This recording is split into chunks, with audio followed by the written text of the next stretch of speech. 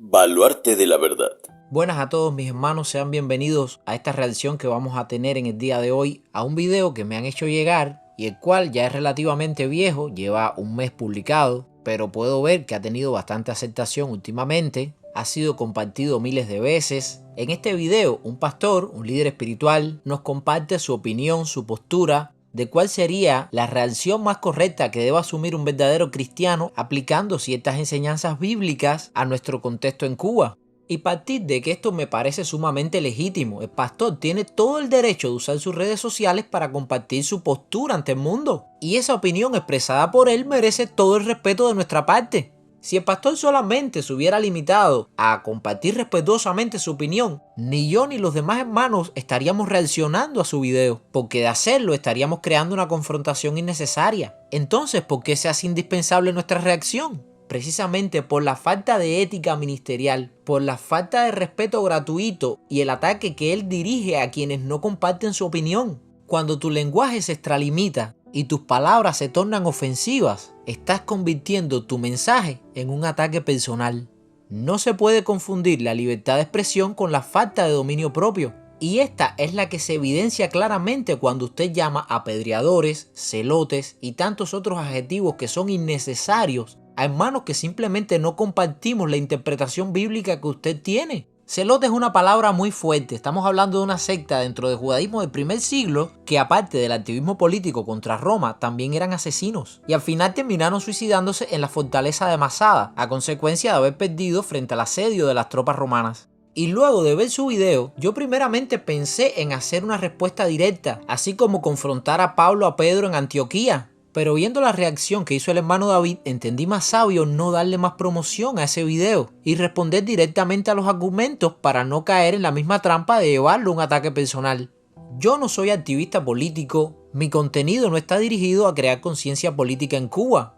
Respeto mucho a los hermanos que lo hacen, los sigo y desde mi trinchera los apoyo. Pero como podrán apreciar en mis redes, todo mi contenido es bíblico teológico.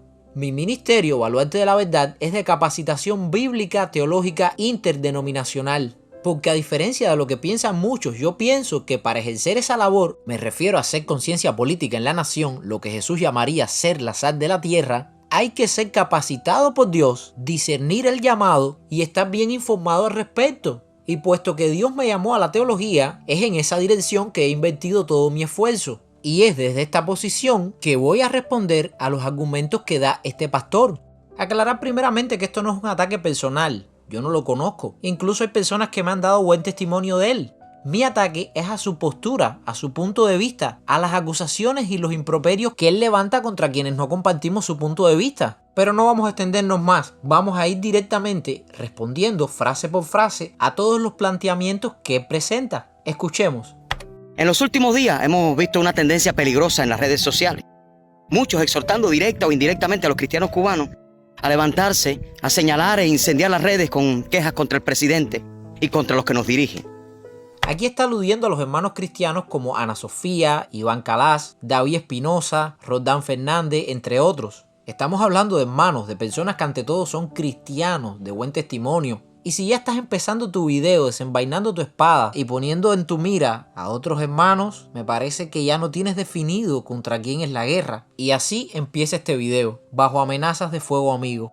Lo otro es empezar ya asumiendo que este personaje es el presidente. Ya eso deja claro cuál es tu punto de vista. A lo mejor no, a lo mejor tú no crees que estas personas sean el gobierno legítimo, pero es que ya lo llamaste gobierno, lo llamaste presidente. Por eso es tan importante cuidar nuestras palabras, porque yo interpreto tu postura a la luz de lo que tú planteas. Esto da por sentado que tú crees que las personas que encabezan el poder en Cuba son el resultado de un proceso político y democrático legítimo y que dichos gobernantes reflejan la opinión del pueblo cubano, que fueron elegidos democráticamente en elecciones libres y de esta manera llegaron al poder. Yo por ahora me voy a abstener de desmentir o secundar esta presuposición, solo que asumir algo sin presentar evidencias previas lo convierte en un argumento sumamente débil. En otras palabras, para tú llamar a este señor presidente tienes que desmentir los argumentos de quienes no lo ven así y en su lugar proporcionar argumentos fiables de que este señor legítimamente es presidente de Cuba. Lo que se ha estado diciendo es que si usted es un buen creyente, tendrá sí o sí que convertirse en una especie de activista político contra el gobierno cubano. Aquí estás manipulando el lenguaje. Nadie está diciendo de que para tú ser un buen cristiano tengas que convertirte en un influencer anticomunista, que tengas que empezar a crear contenido en contra del régimen ni nada de esto. Nadie juzga tu espiritualidad en base a lo que tú hagas políticamente. Pero Cristo vino para dar testimonio de la verdad y nosotros somos testigos de Cristo. Y el cristiano, aunque debe decir la verdad con amor, ese amor no puede impedir que la verdad sea dicha. El cristianismo cree en la libertad de conciencia. Cada cristiano es libre para decidir si va a dar su opinión política o se la va a reservar. Si bien nadie te obliga a hablar, tampoco puedes obligar a nadie a callarse. Este principio de libertad de conciencia nos lo enseña Pablo en Romanos capítulo 14. Este principio aplicado a nuestros días sería algo así. El cristiano que ha decidido hacer conciencia social y política, para el Señor la hace. Y el que decide enfocarse en otro menester, para el Señor lo hace.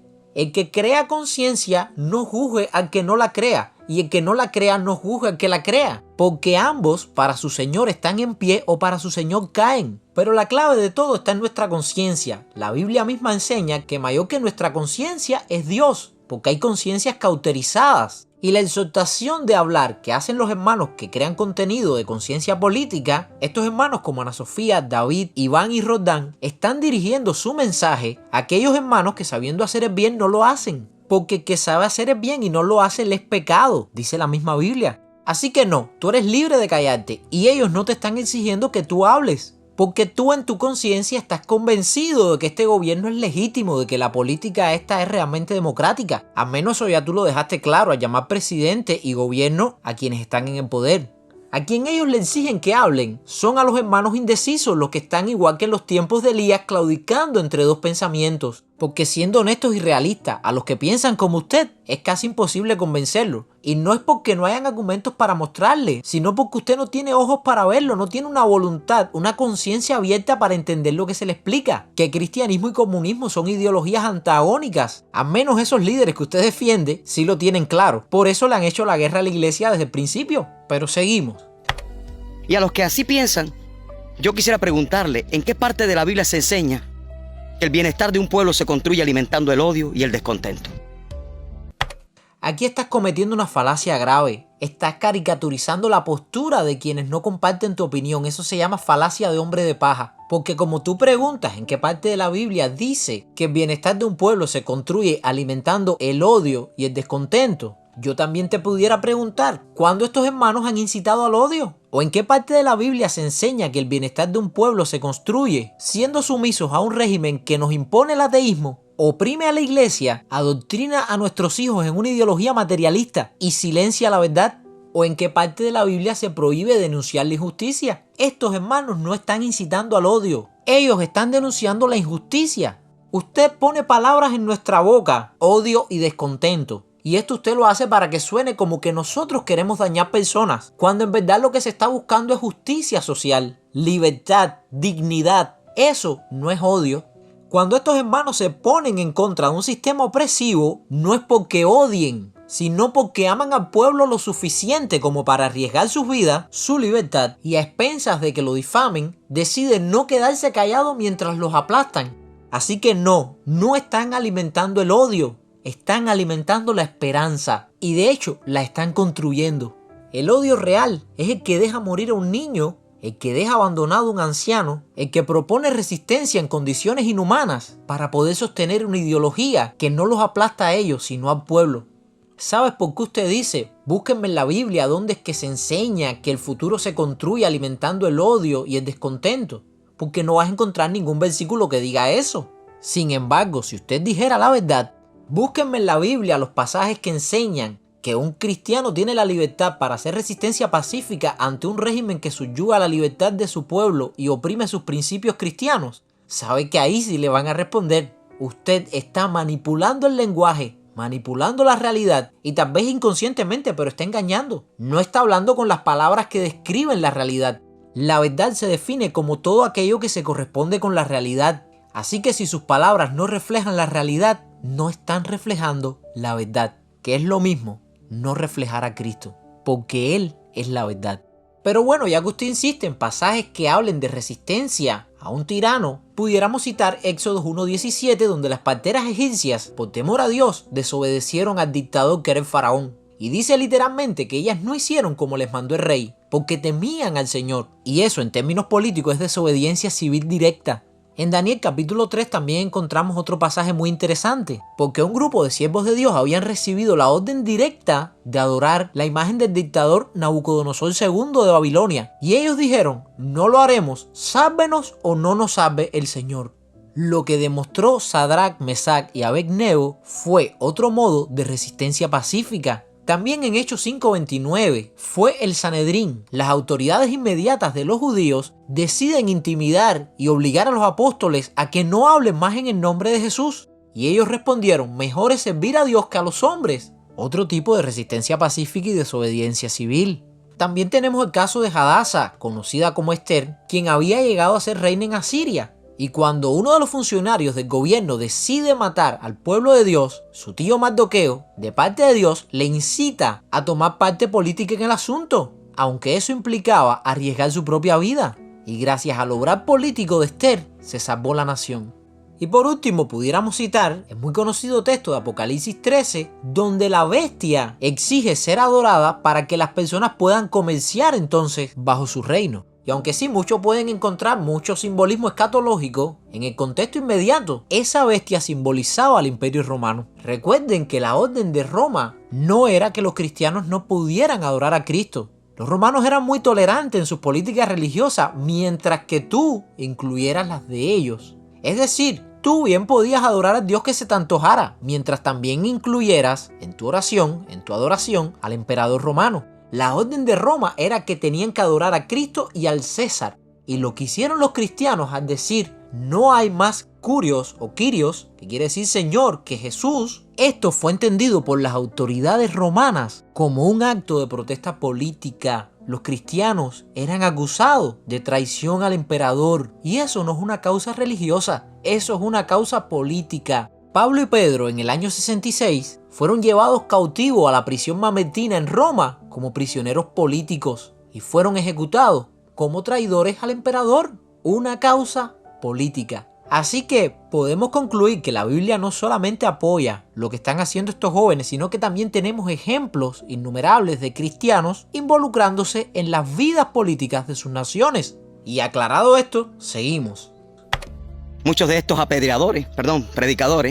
¿Apedreadores? ¿En base a qué usted dice esto? ¿O solo fue un ataque gratuito por el mero placer que le produce ofendernos? Pastor, recuerde lo que dice la palabra, ame a su prójimo como a sí mismo. Me parece que usted se está tomando este asunto un poco personal. Y bueno, pudiéramos preguntarnos quiénes eran los apedreadores en los tiempos bíblicos. Eran los fariseos, líderes intransigentes que preferían matar antes de escuchar una opinión diferente a la de ellos. Y le confieso que yo sigo muy de cerca el contenido de la hermana Ana Sofía, del hermano David Espinosa, del hermano Iván Calas, de Roldán Fernández y de todos los demás. Y ellos incitan a hablar, acusan al régimen, se definen abiertamente como anticomunistas, como activistas y su contenido se centra en la denuncia política y social. Pero lo que nunca he visto es que ellos inciten al pueblo a las protestas violentas, ni mucho menos a movimientos armados. Y en varias ocasiones lo que he visto es que ellos denuncian ese tipo de manifestaciones de conducta inapropiada, dejando siempre en claro que su lucha es desde la trinchera cristiana. Por eso acostumbran siempre que su contenido venga con el mensaje de Cristo. Y esta es una realidad que sus detractores siempre han buscado suprimir.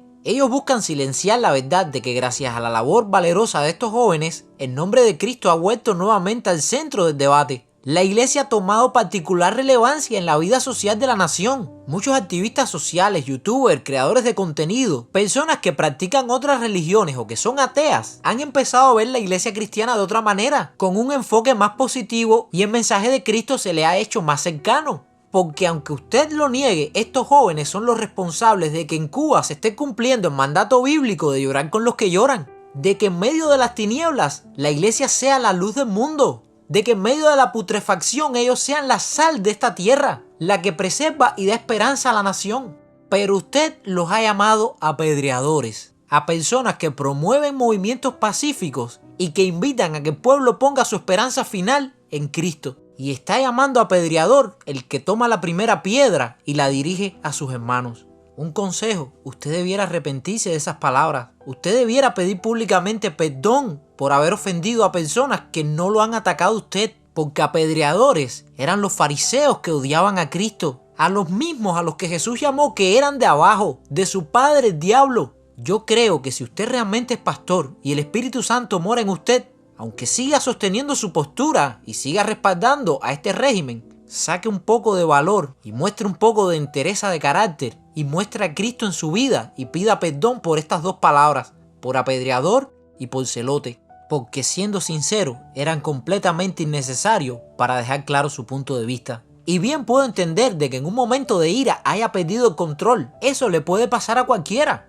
Pero si Dios mora en usted, yo creo que el Espíritu le va a redarguir y le va a inquietar con la necesidad de pedirle perdón a estos hermanos, porque usted los ha acusado de una mentira, porque ellos no han apedreado físicamente a nadie, ni espiritualmente han lapidado ningún ministerio.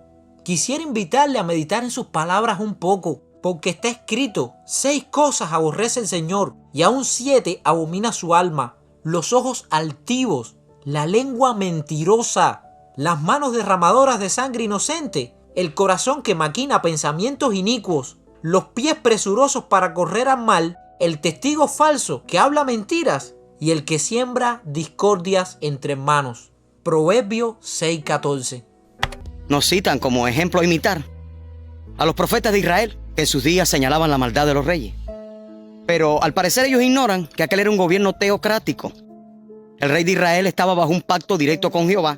Bueno, y ahora quiere hablar de teología bíblica. Perfecto. Primeramente no, pastor. No era un gobierno teocrático. Gobierno teocrático tuvimos hasta los días de Samuel, con un largo paréntesis en el tiempo de los jueces. Recuerde que las palabras de Dios a Samuel en el capítulo 8 de su primer libro expresa cómo la nación hebrea quiso tener un rey igual que las demás naciones. Quiso tener un sistema político acorde al de las naciones vecinas. Y esto Dios lo entendió perfectamente. Por eso cuando Samuel se pone triste, Dios le dice: no fue a ti, Samuel. El problema de ellos no es contigo. A quien ellos han desechado es a mí.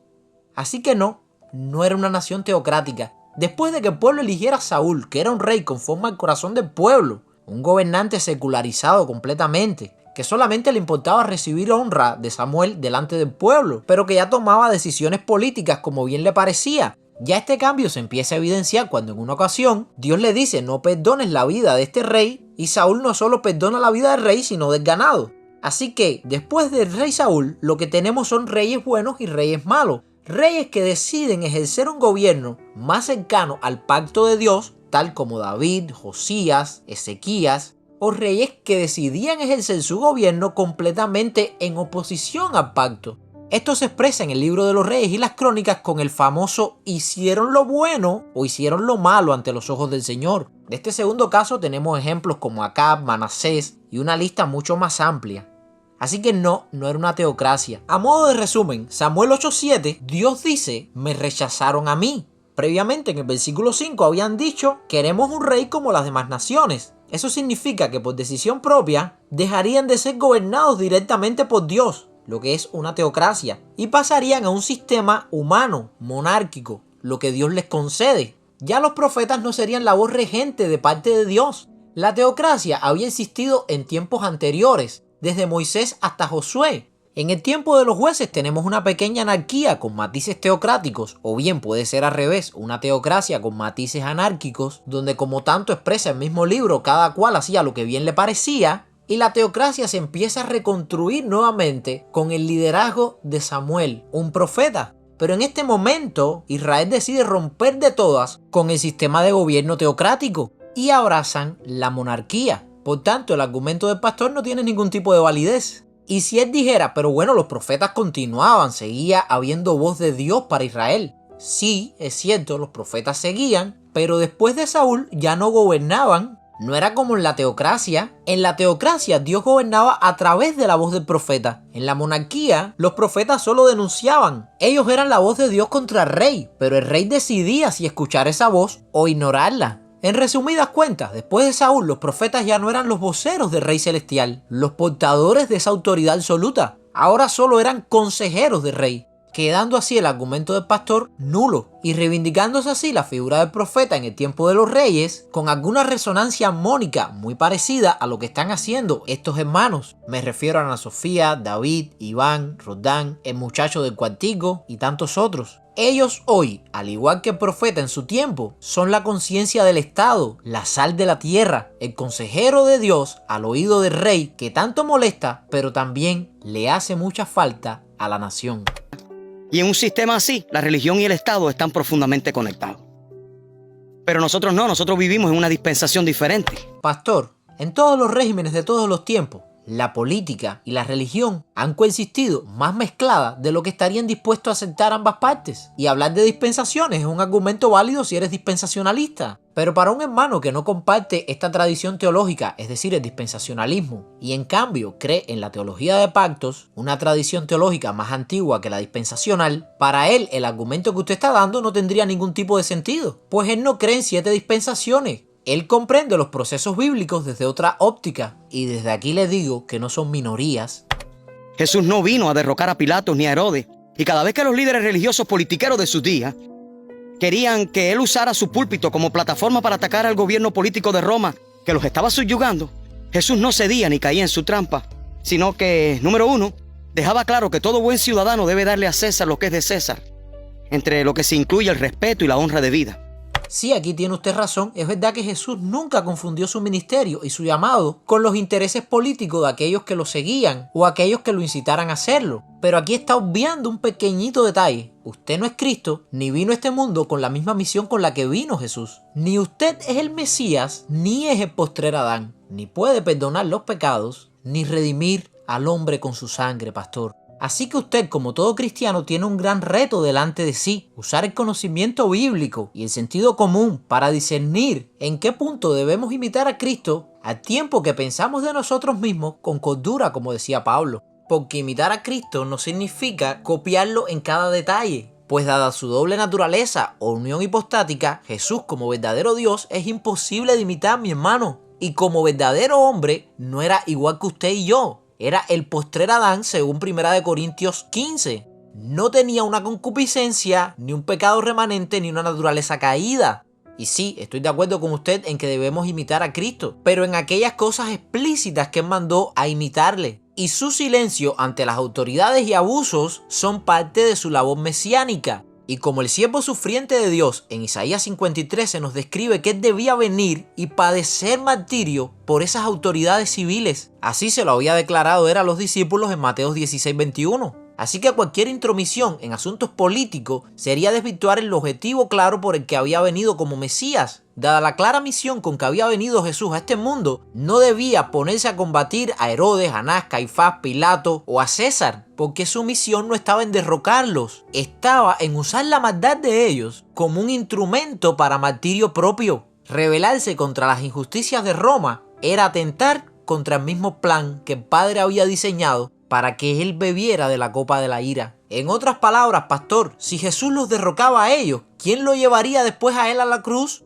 Y para concluir con este punto, a ver, si el hecho de que Jesús no se hubiese metido en política en su ministerio mesiánico fuera un ejemplo que todo cristiano debe imitar, como usted dice, lamento informarle que está condenando a muchos buenos ejemplos del antiguo pacto y del nuevo inclusive. Y no les voy a hablar del tiempo de la monarquía en Israel porque bueno, usted cree que esos son dispensaciones de ese tiempo. Por ejemplo, hablemos de José, gobernador de Egipto, solo superado por Faraón en el trono. Este hombre que fue un tipo de Cristo, que salvó naciones gracias a su buena gestión política. Según su razonamiento, el ministerio de José sería contrario a la enseñanza de Jesús. Y no solo José se entrometió en política, también lo hizo Moisés, lo hizo Josué. Pero bueno, es cierto que eso era en los tiempos de la teocracia. Ahora explíquenos usted qué teocracia existía en Asiria cuando Esther y Mardoqueo se inmiscuyeron en política. Y de paso también explíquenos cómo el pacto y las dispensaciones con Israel también eran válidas en la corte de Nabucodonosor II de Babilonia. Y cómo Daniel, Sadrach, Mesach y Abednego fueron políticos al frente de satrapías en el nuevo imperio babilónico.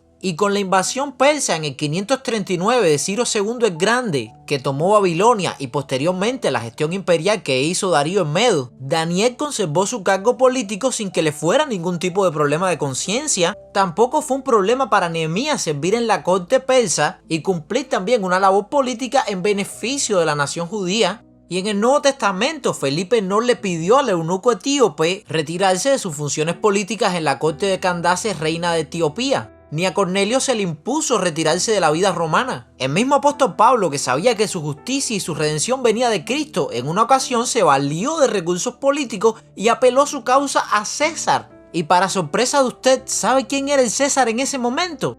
Con la muerte de Claudio en el 54, desde ese mismo momento el César era Nerón. Y a principios de la década de los 60, ese tiempo de prisión domiciliaria que afrontó Pablo en Roma, terminando así el libro de los Hechos, fue bajo el imperio de Nerón. Así que ya sabe usted a qué líder político, a qué César había apelado Pablo su causa. Y otro punto que quisiera aclararle es la interpretación que usted hace de Mateo 22:21. Dad al César lo que es del César y a Dios lo que es de Dios. Esto para nada significa un no te metas en política, es lo contrario. El texto reconoce que existen dos esferas. La del César, por un lado, esta está relacionada con lo político, los impuestos, las leyes, la justicia social, y la de Dios, y esta estará relacionada con la adoración, la espiritualidad, la fe, la conciencia moral. Pero lo que no está diciendo Jesús en ese texto es ignora la primera esfera porque existe la segunda. Existen dos autoridades a las que le debemos dar: al César y a Dios. Política y religión, iglesia y Estado son dos esferas distintas, pero a ambas tenemos que satisfacer, porque según el mismo texto, de las dos somos deudores, porque no solo somos cristianos, también somos ciudadanos en la nación donde nos encontramos y tenemos un compromiso cívico, político y social con nuestra patria, no solo con la celestial, también con la terrenal. Lo que hace Jesús es decir que un buen ciudadano cumple con la primera y con la segunda, porque ser un buen ciudadano no es ser un carnero, no es mantenerte pasivo ante la injusticia. No se trata de orar cuando también puedes actuar. Ora, pero también actúa si tienes la posibilidad de hacerlo. Jesús pagaba los tributos, confrontó a Pilatos, a Herodes, a los fariseos y a los líderes corruptos de su época. Eso es política. Nunca se quedó callado cuando el poder pisoteaba la justicia. Y sí sembró conciencia política entre sus discípulos. Mire usted, pastor, qué interesante este diálogo. Jesús le habló primero diciendo: ¿qué te parece, Simón? Los reyes de la tierra, ¿de quién cobran los tributos o los impuestos? ¿De los hijos o de los extraños? Pedro le respondió: de los extraños. Jesús le dijo: luego los hijos están exentos.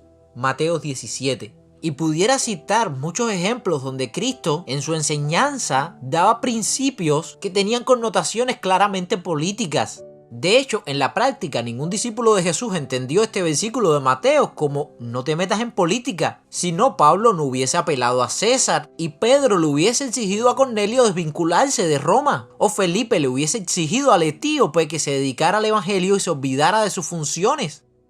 ¿Cómo qué lo interpretaron los discípulos de Jesús? Mateo 22:21 no prohíbe la política, la ordena con límites claros. Sí, el cristiano se puede involucrar en política, pero con los principios cristianos por delante, como hizo Daniel, como hizo Nehemías, como hizo José, como hizo la misma Esther. Y darle al César tus servicios, tu moneda, pero nunca tu alma, porque esa pertenece solamente a Dios. Y número 2, lejos de decir palabras incendiarias a los gobernantes, escuchamos decir: mi reino no es de este mundo. Juan 18:36, porque mi reino no es de este mundo. Sí, amén. El reino de nuestro Señor Jesús no es de este mundo. No es de naturaleza pecaminosa, ni es de fundamentos materialistas. Es de naturaleza santa y perfecta y de fundamentos espirituales. Y eso debe entenderse a la luz de Mateo 4, donde el diablo presume de tener a los reinos de este mundo bajo su tutela. Por tanto, es de esperar de que el reino de Jesús no sea de este mundo, porque el reino de este mundo está caído, está bajo el maligno. El reino de Cristo viene de arriba, Él es el pan que descendió del cielo, y su reino está llamado a establecerse en este mundo y busca desarticular por medio de la verdad las cadenas de engaños con las que el maligno ha esclavizado a este mundo. Pero ahora vamos a desarticular su argumento, pastor. Lo primero que queda claro es que él no está diciendo no tengan criterio político, absténganse de la política absolutamente. No, lo primero que deja claro este texto es que la naturaleza del reino de Dios es espiritual y el poderío de su reino eterno está basado en ideales como la justicia, el amor y la fe. No en las fuerzas militares ni en las reformas políticas, como sí sería el caso del Islam 600 años después. Hermano pastor, toda persona que ha estudiado teología conoce que en los tiempos de Jesús, el pueblo judío esperaban dos figuras mesiánicas o dos manifestaciones. Una era el Mesías sufriente, que había sido profetizado en Isaías 53, y este debía llegar a la ciudad santa de Jerusalén montado sobre un asno, señal de realeza, humilde, y su ministerio mesiánico estaría enfocado no en la política, sino en el reino espiritual. Pero en los días de Jesús, lo que estaba bien presente en la mente de los judíos era la idea de un Mesías príncipe, un guerrero. Y esta es la segunda manifestación mesiánica y, por cierto, en los tiempos de Jesús, la más anhelada por Israel. El líder político que regirá las naciones con vara de hierro, el que quitaría el yugo de Roma. Por esto es que tan pronto Jesús resucita, los discípulos le preguntan: bueno, ya que has completado todo tu ministerio como siervo sufriente, ahora te toca cumplir las señales de Mesías príncipe. Hechos 1:6 dice que le preguntaron: Señor, ¿restaurarás el reino de Israel en este tiempo? Te veremos como el príncipe que monta en el caballo blanco y dirige a Israel en una rebelión política a destruir a Roma. Y Cristo entonces les contestó: no les toca a ustedes saber los tiempos y las sazones que el Padre puso en su sola potestad. La manifestación del Mesías príncipe está sujeta a la voluntad del Padre, pero se cumplirá como bien se describe en el libro de Apocalipsis. Y lo interesante, hermano mío, es que esta explicación que le estoy dando no es muy rebuscada en ningún libro de teología. Eso lo conoce todo aquel que ha estudiado al menos apología. Esta explicación la puede encontrar hasta en los libros de Josh McDowell. Ahora, entendiendo este punto, vamos a recrear de nuevo la escena de Jesús ante Pilato. Cuando Jesús nace, Herodes el Grande trata de matarlo porque él sabía las profecías sobre el Mesías príncipe que gobernaría las naciones y lo entiende como una amenaza. Miren qué interesante este versículo que encontramos en Juan capítulo 6. Aquellos hombres entonces, viendo la señal que Jesús había hecho, dijeron: este verdaderamente es el profeta que había de venir al mundo. Pero entendiendo Jesús que iban a venir para apoderarse de él y hacerle rey, volvió a retirarse al monte él solo. Ya entiende, pastor, por qué Jesús no se metía en política casi. Porque el mínimo indicio de política lo confundían con el Mesías príncipe. Fíjese usted cuál fue la acusación de los fariseos ante Pilato. Lo presentaron como uno que quería ser rey y que se oponía directamente a Roma. Y es en este contexto en el que Pilato le pregunta: ¿eres acaso tú rey? ¿Eres tú ese líder que dicen los judíos que va a liberarlos? Y Jesús le responde: tú lo has dicho, que quiere decir, efectivamente, yo soy rey, pero mi reino es espiritual, no es de este mundo. No te afecta a ti ni a quien tú representas, porque si mi reino fuera de este mundo, a esta altura ya yo tendría gente que pelearan por mí, tendría formado mi ejército. Pilato lo entendió enseguida. Jesús le dijo: yo vengo como un rey espiritual para la nación, porque si yo fuera el líder político que está esperando Israel, ya hubiese formado mi ejército. Pilato inmediatamente entiende que lo están engañando, de que los judíos le están vendiendo una causa religiosa como una causa política, que Jesús es inocente y su mujer también se lo confirma, y por eso decide buscar la forma de liberar a Jesús. En conclusión, hermano, la frase de mi reino no es de este mundo, lo único que nos está comunicando es que Jesús no era ese líder político que esperaba Israel, que efectivamente él no era ese líder político descrito en Isaías 63. El que pisa en el lagar de la ira de Dios, que con su ira holló los pueblos y los embriagó con su furor, derramando en tierra su sangre. No, él era el Mesías de Isaías 53, el que era despreciado y desechado entre los hombres, varón de dolores, experimentado en quebranto. Y seamos sinceros, hermanos, cuando leemos por primera vez la frase mi reino no es de este mundo, no tenemos por qué interpretarlo en relación a la política, porque no hay ninguna necesidad exegética que nos obligue a ir por ese camino. Pues lo primero que podemos deducir al leer ese texto, sin estar parcializado, es que el reino de Dios es de naturaleza espiritual. Y después cuando añade: si mi reino fuera de este mundo, mis servidores pelearían para que yo no fuese entregado a los judíos, pero mi reino no es de aquí, Lo que está aclarando no solamente es lo que dijo al principio, que su reino es de naturaleza espiritual, sino de que su reino no busca establecerse por medio de la presión política y de revueltas, que es precisamente de lo que lo acusaban los judíos y por lo que Pilato estaba preocupado porque Jesús fuera un segundo Judas Galileo.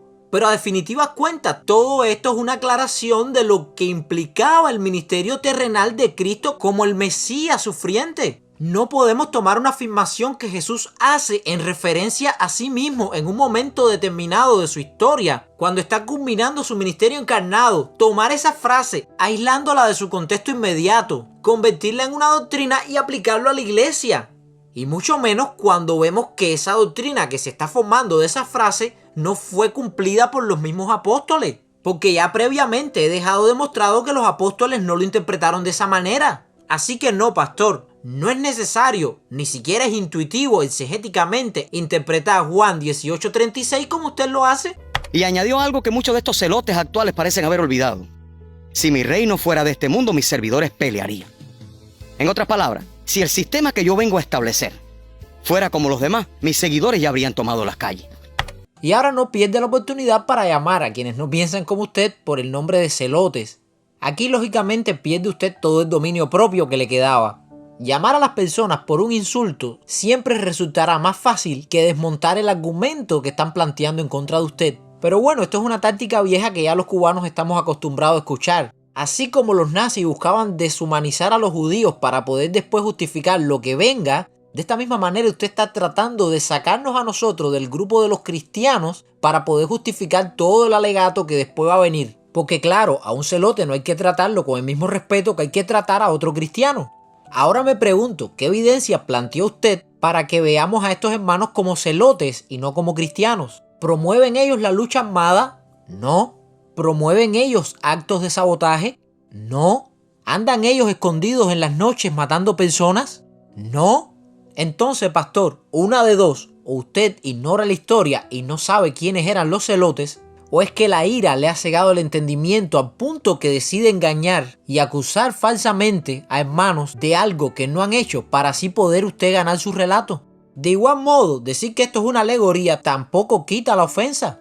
Hermano pastor, aún para debatir hay que tener conocimiento bíblico, histórico y madurez espiritual. Fíjese usted como ninguno de nosotros en nuestra respuesta ha dejado de tratarlo como hermano y pastor. Esto a pesar de que entendemos perfectamente lo que significa que usted nos haya llamado apedreadores y celotes. Lo que usted hace no es más que otra forma de manipular el lenguaje. Los nazis primeramente llamaron a los judíos plaga y parásitos, después procuraron su exterminio.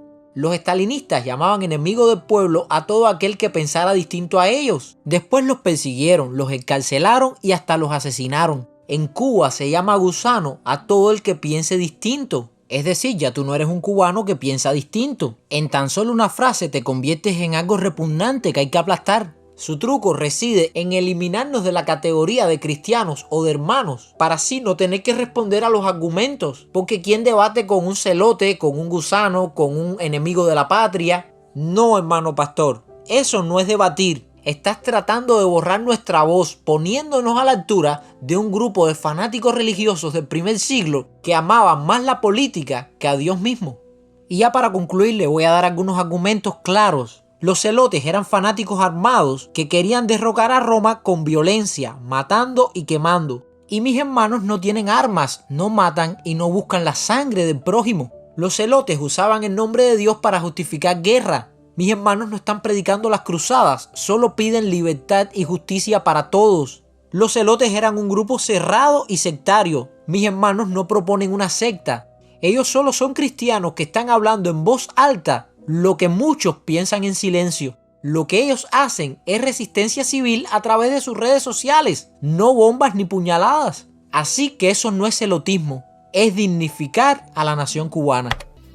Y perdón por decir esto, pero cuando un cristiano, por buenas intenciones que tenga, se enfoca más en el gobierno político bajo el que vive, que en poner la mira en el trono de la gracia, está probando que su ciudadanía no está en los cielos, sino en las frustraciones terrenales. Y aquí viene otro desatino, pastor. Esto pudiera tomarse como un pecado de difamación, Pues usted está asumiendo que estos hermanos, al hacer lo que están haciendo, están poniendo más la mira en los asuntos de la tierra que en los de Dios. La Biblia siempre nos llama a juzgar con justo juicio, no según las apariencias. Yo me pregunto si usted habla así porque ya previamente conoció de primera mano, es decir, de los líderes espirituales que responden por la vida de estos hermanos, sus pastores, maestros, y de la boca de estos líderes fue que usted escuchó esta información de que estos hermanos son negligentes en los asuntos ministeriales, que son poco espirituales, que no oran, que solamente están hablando por las esquinas del templo de politiquería y asuntos de este tipo. Si usted no presenta evidencia, con todo respeto, eso se llama murmuración. También, pastor, yo no quiero pensar que usted esté diciendo que cuando Pablo apeló su causa a César en vez de a Cristo, estaba poniendo su ciudadanía romana por encima de su ciudadanía celestial, que estaba concediendo mayor autoridad a Nerón que a Cristo. A ver si lo entendí bien. Yo sé que usted no piensa así, pastor, pero es que estas son las consecuencias lógicas de su razonamiento. Así que deténgase un poco y piense antes de acusar a otro. Porque con esa misma vara con la que está acusando a mis hermanos, está condenando a Pablo, a Daniel, a Esther, a José y a tantos otros ejemplos cristianos. Cuidado con esos que se paran, como hizo Absalón, a resaltar solo lo negativo del rey. Es fácil ver lo malo, es fácil criticar. No, espérese un momento, porque ya aquí usted tocó el límite de lo absurdo. A ver, vamos a pensarlo detenidamente. Usted acaba de decir: cuidado con esos que se paran como lo hizo Absalón, a resaltar solo lo negativo del rey. Es decir, pastor, usted me acaba de comparar a mis hermanos con Absalón y a Díaz Canel con el rey David. ¿De verdad usted acaba de hacer eso? ¿De verdad que cuando usted ve a Ana Sofía, a David, a Iván, a Roldán, usted está viendo a Absalón, a un hombre hedonista, traidor, homicida, mentiroso, sin temor de Dios? Y luego cuando cambia la vista y ve a Canel y a sus políticos, ¿está viendo usted al rey David, un rey conforme al corazón de Dios? Y en el caso de Canel y muchos de los dirigentes de este país, estamos hablando de personas que públicamente han confesado que sirven a la religión afrocubana. Nada que ver con el cristianismo, ni mucho menos con la fe de David. ¿De verdad no tendrá usted algún problema personal con alguno de estos hermanos? Porque no tengo otra forma de entender esta comparativa tan absurda. Me parece que si hay alguien generando odio en todo este debate, no son mis hermanos. Es fácil ser un influencer del odio, porque todos sabemos que lamentablemente este tipo de videos son los que más likes, los que más reacciones, visualizaciones y comentarios generan. Y ahora me los llama influencer del odio. Y dice que este tipo de videos son los que más likes generan. Y se ha preguntado por qué, pastor. Se ha preguntado por qué este tipo de videos son los que, según usted, más reacciones generan. ¿Tendrá esto que ver con que la mayoría de la población siente un descontento hacia quien usted acaba de ver como el rey David? ¿O será que el pueblo se siente identificado en la voz de mis hermanos? Y por cierto, permítame aclararle algo, pastor. Los mayores influencers de Cuba no son los que tocan problemáticas de política, sino los que hacen videos humorísticos, de moda, sobre la vida de los famosos o cualquier otro tipo de chisme. Y entre los cristianos son los que comparten devocionales, meditaciones positivas y postales con frases bíblicas. Un contenido que deja una audiencia fiel, un like seguro y que no te mete en problemas. Sin embargo, estos jóvenes, pudiendo hacer esto, han preferido el camino angosto. Ya sobre la frase de influencers del odio, no vale la pena comentar. Vamos a unirlo con apedreadores y celotes. Pero, y escuche bien esto, por favor. La Biblia no nos autoriza a criticar, nos manda a orar.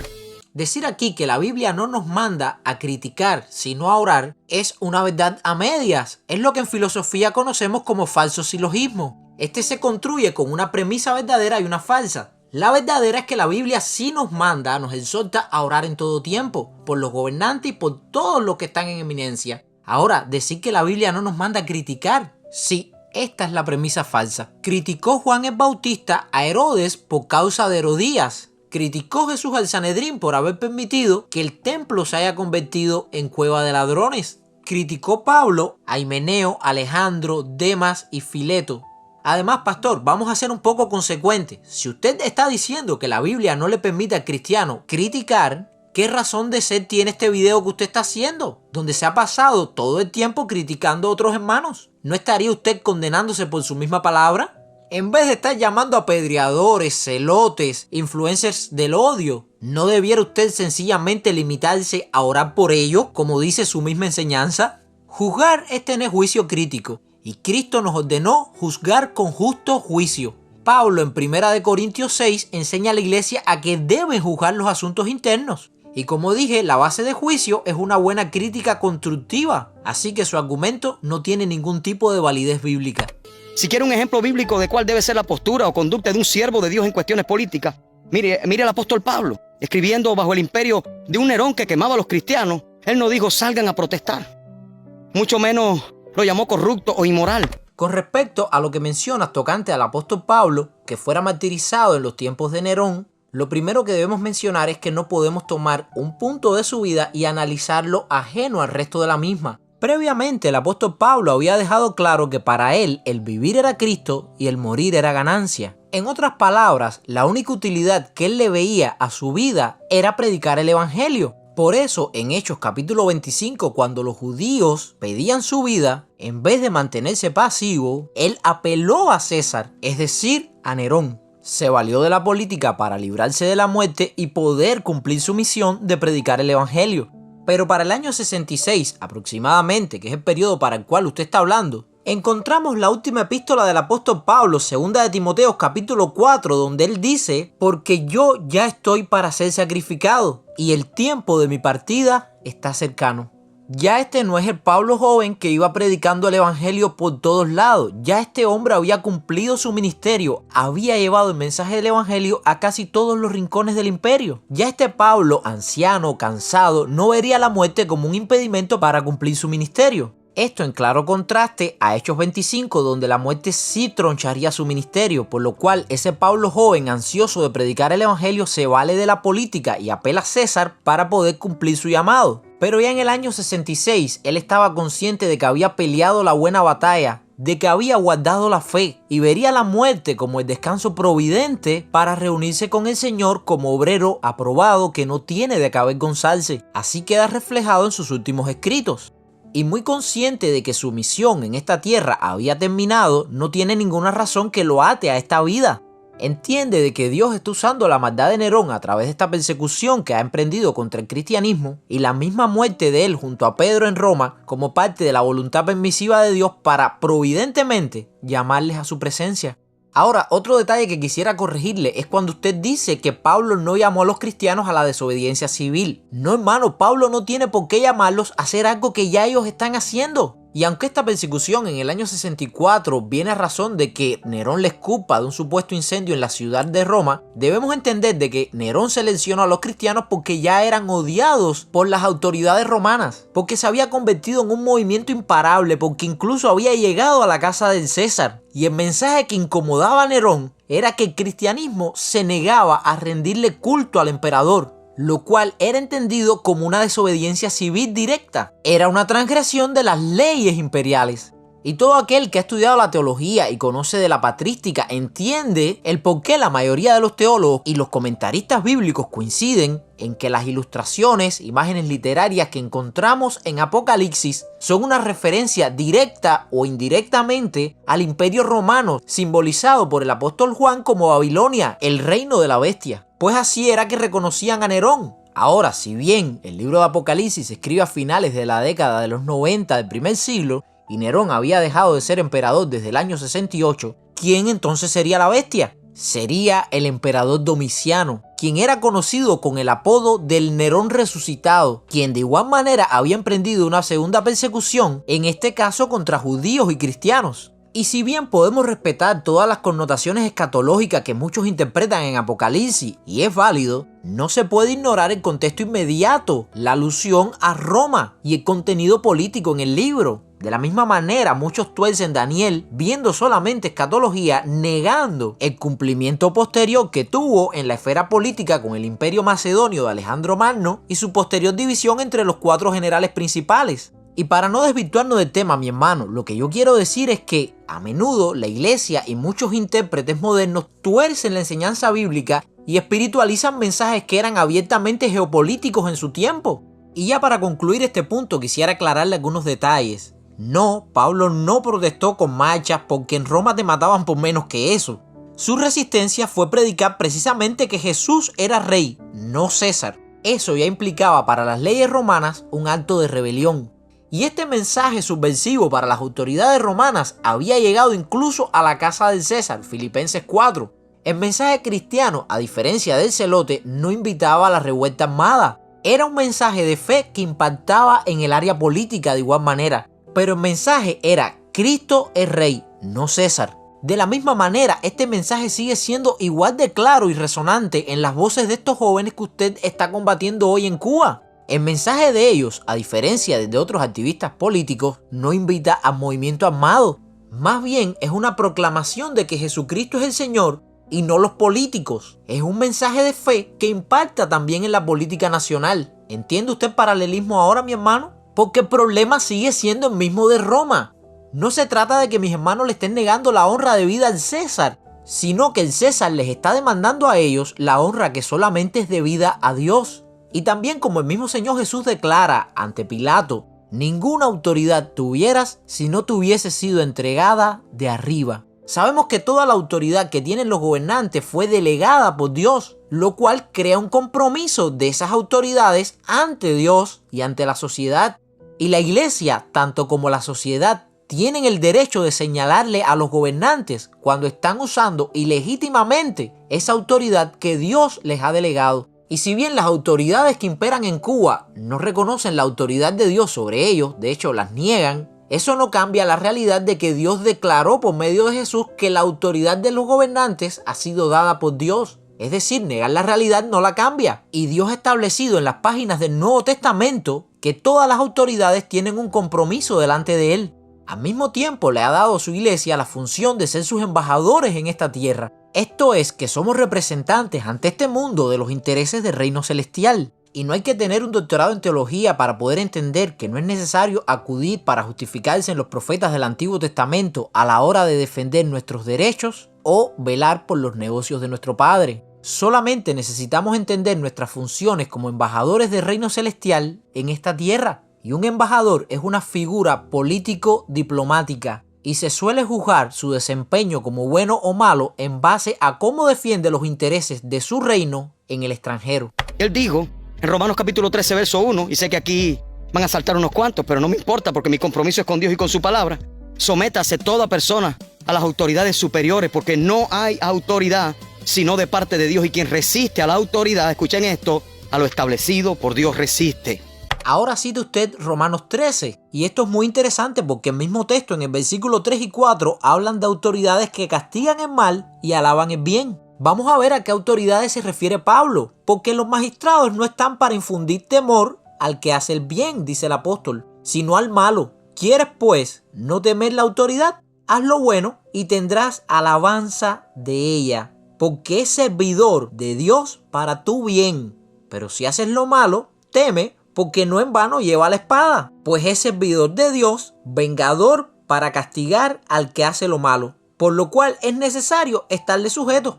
Es increíble la manipulación que se hace cuando no se lee todo el contexto, ¿verdad?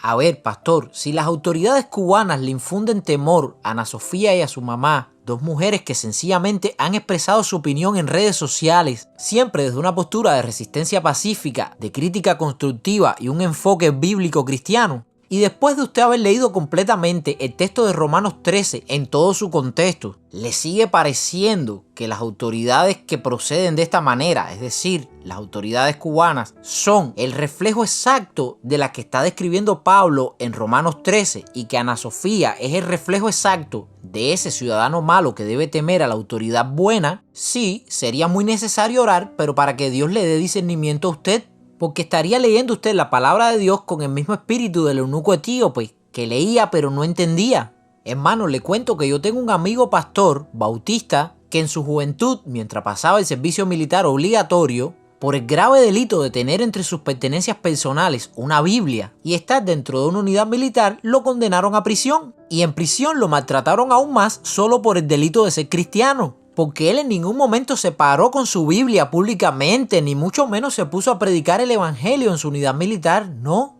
Y si la autoridad te castiga por hacer lo bueno, como hizo con este pastor o como hace hoy con mi hermana Ana Sofía, es porque esa autoridad no refleja la que Pablo está describiendo en Romanos 13, que es a la que todo cristiano debe someterse sin protesta alguna. Pues Pablo describe una autoridad que está para infundir temor al que hace mal, no al que hace bien. Y el que hace lo correcto no tiene por qué temer a esta autoridad descrita por Pablo. Más bien esa persona recibe alabanza de esa autoridad.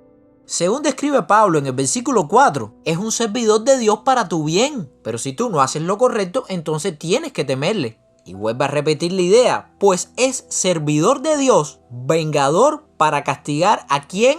Al que hace lo malo, por lo cual es necesario estarle sujeto. Y le ahorro la investigación histórica. Pablo escribió la epístola a los romanos en los tiempos de Claudio, o exactamente en el periodo de transición, cuando aún Nerón no había hecho sus atrocidades, ni el cristianismo era visto por las autoridades romanas como una amenaza. En estos tiempos las autoridades romanas no eran hostiles al cristianismo, sino las autoridades judías. Pablo está escribiendo a una comunidad de cristianos que se encontraba en Roma, y en estos tiempos era donde el evangelio había llegado incluso hasta los servidores del César, Filipenses 4. Y esos cristianos cercanos a César podían influir para que hubiese una equidad social en el imperio romano. No existe ningún tipo de compatibilidad entre las autoridades que describe Pablo en Romanos 13, a las cuales hay que obedecer y estarle sujetos, pues son servidores de Dios, a las autoridades que encontramos en Cuba, un país laico donde sus autoridades no temen a Dios ni gobiernan según sus estatutos, que usa la espada y la intimidación acorde a sus intereses y no conforme a la justicia, que no dudó en usar la intimidación contra una muchacha y su madre que solamente se expresaban pacíficamente en sus redes sociales. Así que nuevamente no, pastor, su argumento no es válido, su texto está descontextualizado y su discurso nuevamente vuelve a ser selectivo. Debemos entender de una vez y para siempre que si bien Dios no aprueba ni aplaude los regímenes totalitarios, como tampoco aplaude el materialismo y hedonismo, Él no es republicano, Él no es demócrata, Él no es capitalista ni comunista. Él es, en palabras de Pablo a los Efesios, un Dios y Padre de todos, el cual es sobre todos y por todos. ¿Por qué nos cuesta tanto creer que la paz y el cambio dependen de nuestras oraciones? Nos quejamos en Facebook, maldecimos en lugar de bendecir, ofendemos en lugar de honrar, alimentamos la polarización, pero no nos arrodillamos. Acá voy a empezar a responder ya a muchas cosas que usted dijo. Lo primero, que Dios es Padre de todos. No, porque la Biblia también dice que el diablo tiene sus hijos. Precisamente en Juan 8:44 Jesús le recrimina a los fariseos: ustedes son de vuestro padre el diablo, y los hijos del diablo las obras de su padre esas hacen. Y qué bueno que usted traiga esta realidad a colación, porque actualmente lo que estamos viendo es una guerra entre el diablo y sus hijos y los hijos del reino. Aunque bueno, ya usted ha negado que estos hermanos sean hijos del reino. Los llama apedreadores, celotes, influencers del odio, Absalón y tantos otros improperios. Ahora, noto que usted tiene graves problemas a la hora de contextualizar los textos. Cuando Pablo menciona en Efesios 4 que Dios es Padre de todo, usted debe entenderlo como Pablo quiso expresarlo. Y eso solo lo puede lograr analizando el contexto y el texto como parte de un todo. Lo primero es que Pablo está escribiendo a una comunidad cristiana, a la iglesia que estaba en Éfeso. Así que exegéticamente no podemos aplicar esta verdad al mundo entero, porque propiamente fue dicha a cristianos. Y en este capítulo 4 Pablo viene disertando sobre la realidad de la unidad de la iglesia en un cuerpo, la unidad en el espíritu. Como dice el mismo texto, que somos un cuerpo, un espíritu, como fuisteis también llamados en una misma esperanza de vuestra vocación, un Señor, una fe, un bautismo. Así que todos, aquí no se refiere a todos los seres humanos, sino a todos los cristianos que conforman esa iglesia, ese cuerpo espiritual, todos los que comparten una fe, un bautismo, un Señor y Padre de todos, el cual es sobre todos y por todos y en todos. Pero ¿quiénes forman parte de ese todo? Bueno, como dice el texto, todos los que comparten esa unidad en el espíritu, la iglesia. Usted no puede hacer parte de ese todos a gobernantes impíos, emisarios del reino de las tinieblas, ni mucho menos sacar una conclusión de que Dios es Padre de todo el mundo, literalmente, cuando la misma Biblia nos enseña que el diablo también tiene sus hijos. La Biblia tiene un principio de no contradicción que hay que respetar, mi hermano. También dice, ¿por qué no crees que el cambio está en nuestras oraciones? Porque el cambio está en la voluntad de Dios, y la voluntad de Dios no va a cambiar por mucho que oremos, mi hermano. Ni tampoco va a dejar de cumplirse porque nosotros no oremos. ¿Estoy negando que orar sea eficaz? No. Solo estoy resaltando que las oraciones no se hacen para mover la mano de Dios. Las oraciones se hacen para acoplar nuestra voluntad y nuestro entendimiento en la aceptación de la voluntad de Dios. No por mucho orar Pablo recibió liberación del aguijón en la carne. Lo que sí recibió Pablo fue la revelación de la voluntad de Dios y la capacidad de aceptarla. La voluntad de Dios es perfecta, nuestras oraciones no. De hecho, dice la Biblia que nosotros no sabemos ni siquiera orar como conviene, que es el Espíritu Santo quien tiene que auxiliarnos en nuestras oraciones.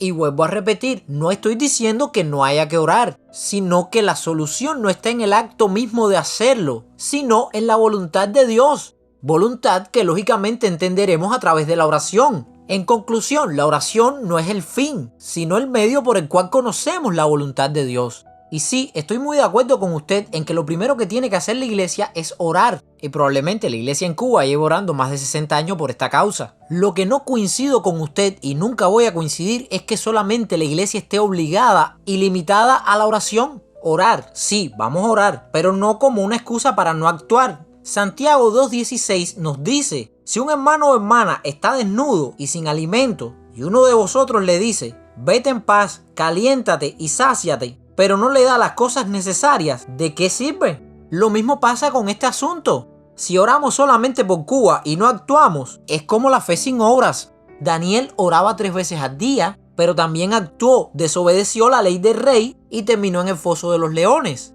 Esther también oró y ayunó, pero arriesgó su vida. Nehemías también oró y luego pidió permiso y viajó y reconstruyó los muros de Jerusalén con el instrumento de trabajo en una mano y con la espada en la otra.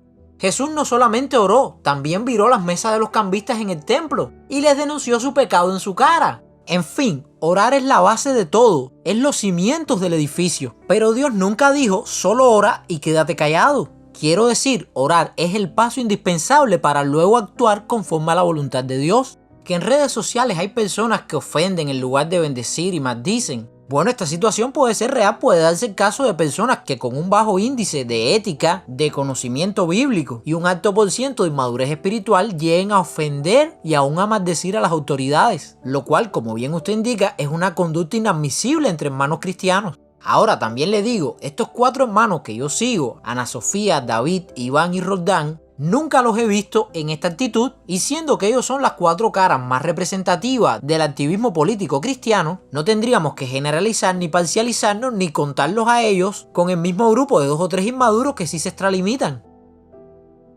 Bueno, yo creo que hasta aquí ya hemos hablado suficiente, ya las principales contestaciones han sido dadas. De aquí en adelante vienen otra serie de planteamientos que también pudiéramos responder, pero no quiero eternizar este video ni extenderlo más de lo que ya está, que por cierto ya es bastante extenso. Aprovecho este final para repetir de nuevo algunas cosas. No soy activista político, mi respuesta no va a plano personal, respondo a las cuestiones bíblicas y teológicas porque ese es el contenido que yo genero. He servido a distintas iglesias de varias denominaciones como pastor o maestro, también como músico, pero no como activista político, porque Dios no me ha llamado a esto. Respeto a todo hermano que Dios le ha dirigido en esa dirección y defiendo su derecho a ejercer esta noble labor. Creo que la Biblia no los limita, la Constitución de la República los ampara y el pueblo los escucha. Y creo que el mayor aporte que puedo hacer a estos valerosos hermanos es responder a los detractores que buscan manipular la Biblia para empañar su testimonio, confundir a la iglesia y tratar de silenciar sus voces. Pero confío en lo que he visto en sus vidas, lo que he visto en sus testimonios a través de las redes sociales, que ustedes son la personificación dentro de Cuba de la enseñanza del Sermón del Monte de Jesús, pues están siendo, para mí y para muchos otros hermanos, un canal de bendición. Y para toda Cuba, ustedes son la luz del mundo y la sal de esta tierra. Es mi deseo que Dios los bendiga, igual que a Lutero también los proteja.